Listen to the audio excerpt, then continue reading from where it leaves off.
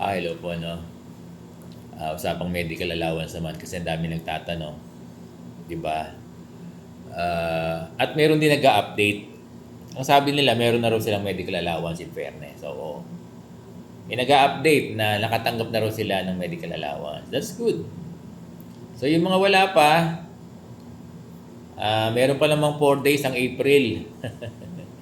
Kasi, ang nabalitaan ko na ida-download daw yung mga medical allowance.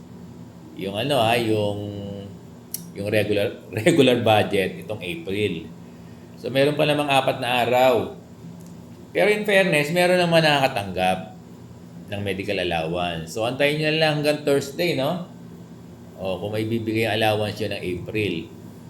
Pag hindi nabigay, antay uli ng May. Ganun talaga.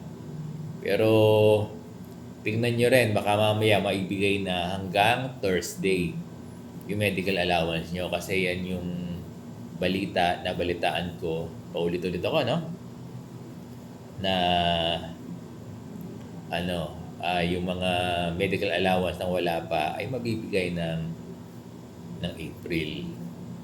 Paano yan, sir po? Matatapos na April.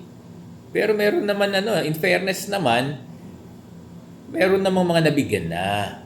O, di ba? May mga school na, may mga division na naka-receive na.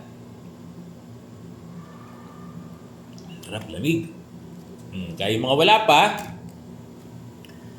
kasi sabi natin, darating na, baka dumating ng April. Kasi nga, ang sabi ay, sa na-info ko, sa nabalitaan ko, ay i-download yung regular budget ng medical allowance noong April. Sir Bong, kailangan na namin. Kanina lang, may nag-chat sa akin kailangan na raw na yung medical allowance. Kasi nga, may pagkakagastusan. Yun lang, dapat aantayin talaga, no? Hindi kasi nag-front load yung division nyo Kaya lang, mahirap yun O kung nag-front load sana yung division nyo para sa medical, meron na kayo. Kaya lang, hindi ginawa ng mga division mo, anyo, na understandable naman. Kasi complicated din kung magkano sila gagawin nila yung front load. That's my understanding. Kaya inantay na lang nila yung regular budget. Yun. So, kayo magalit sa division nyo, pag sinabi nilang wala pa yung budget, probably they are correct. Kasi iba kaya nakapagbigay, nakapag-front load. So, yung division na hindi nakapagbigay, hindi nakapag-front load, inantay na lang nila yung regular budget. So, ganun lang, dear teachers, no? Ganun lang. Ganun lang.